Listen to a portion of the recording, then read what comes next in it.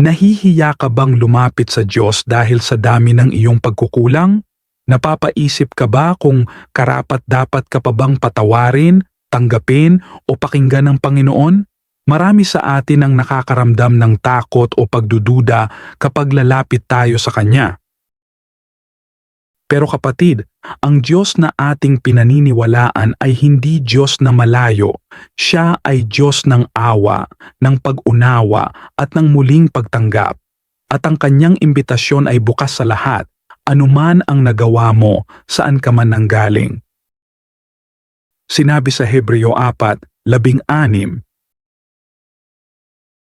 kaya't lumapit tayo ng may buong tapang sa trono ng biyaya upang tumanggap tayo ng habag at makatagpo ng kagandahang loob na makatutulong sa panahon ng pangangailangan.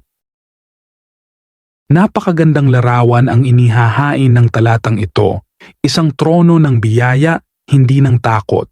Hindi tayo inaanyayahang lumapit sa isang Diyos na palaging galit o naghihintay lamang ng pagkakamali. Sa halip, tayo ay tinatawag na lumapit ng may buong tapang.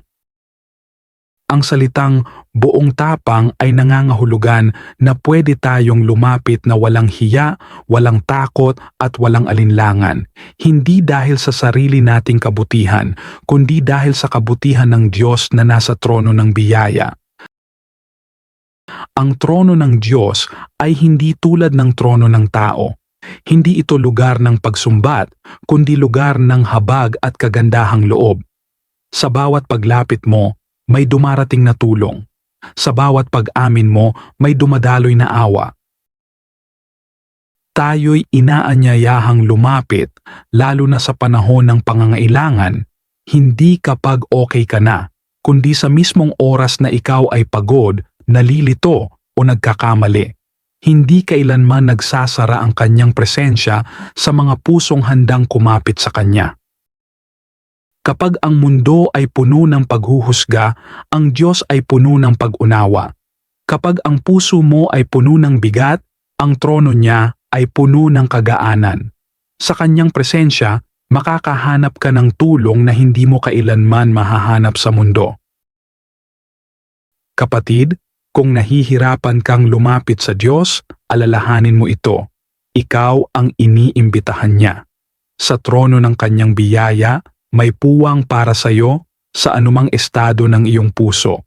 Lumapit ka at makakakilala ka ng Diyos na hindi mapanghusga, kundi mapagpatawad, mapagkalinga at laging tapat.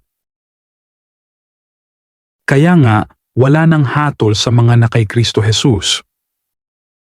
Isa sa mga pinakamabigat na nararamdaman ng tao ay ang pagkakasala. Kapag tayo'y nagkamali, parang may bigat na bumabalot sa ating puso, guilt, hiya, at pakiramdam na hindi na tayo karapat-dapat. Ngunit kapatid, ang mensahe ng Roma 8:1 ay revolusyonaryo. Kung ikaw ay kay Kristo, wala ka ng hatol. Hindi nito sinasabing wala tayong kasalanan. Ang totoo, lahat tayo ay nagkulang. Pero sa pamamagitan ni Jesus, ang kapatawaran ay ibinuhos, ang hatol ay tinanggal, at ang bagong simula ay ibinigay. Hindi na tayo kailangang mabuhay sa ilalim ng parusa. Tayo ngayon ay nabubuhay sa ilalim ng biyaya. Ang mundo ay mabilis humusga. Minsan, tayo rin mismo ang humahatol sa sarili natin. Pero ang Diyos, kapag ikaw ay lumapit kay Jesus, ang hatol ay pinalitan ng yakap. Ang parusa ay pinalitan ng pag-ibig. Na kay Kristo Jesus, ibig sabihin, ito'y para sa mga piniling lumapit, magtiwala at isuko ang buhay kay Kristo. Sa Kanya, hindi ka tinatanggihan, tinanggap ka. Hindi ka pinarusahan, pinatawad ka. Ang katotohanan ito ay nagpapalaya. Hindi na natin kailangang mamuhay sa takot na baka hindi tayo sapat. Hindi na natin kailangang umiwas sa Diyos.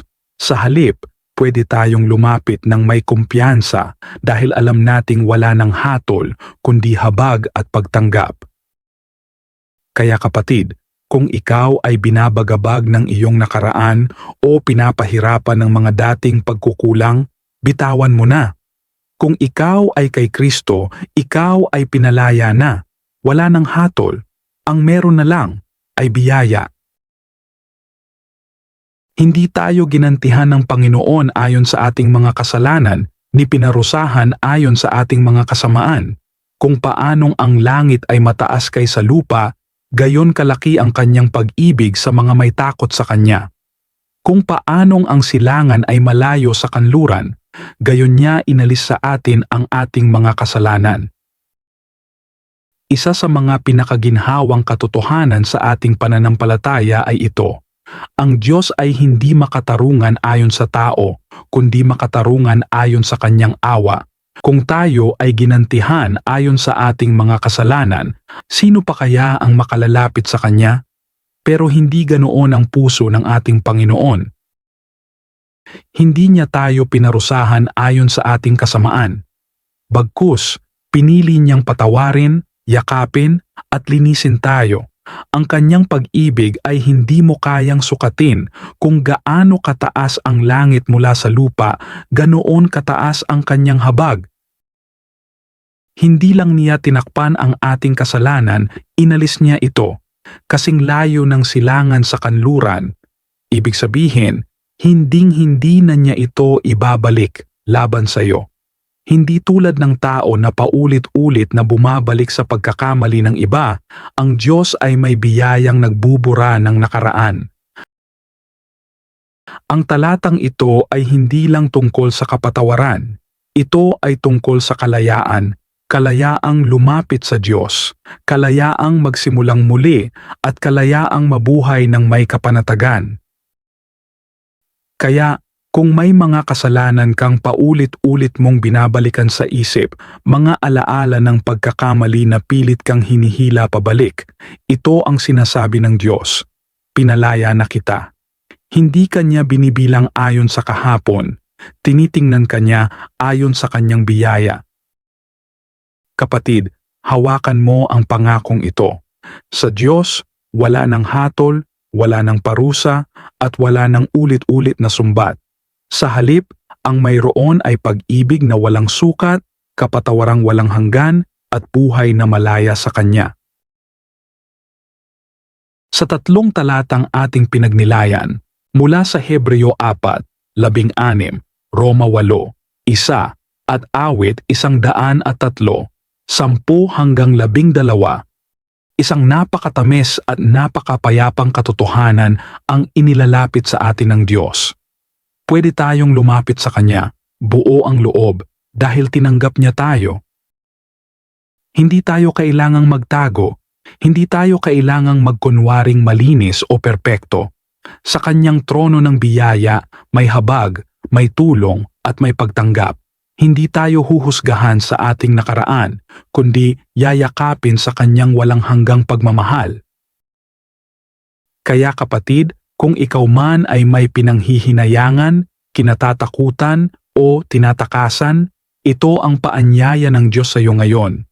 Lumapit ka sa akin, tanggap kita, mahal kita, at tutulungan kita. Wala nang hatol, may bagong simula, at sa presensya ng Diyos, ikaw ay tunay na malaya.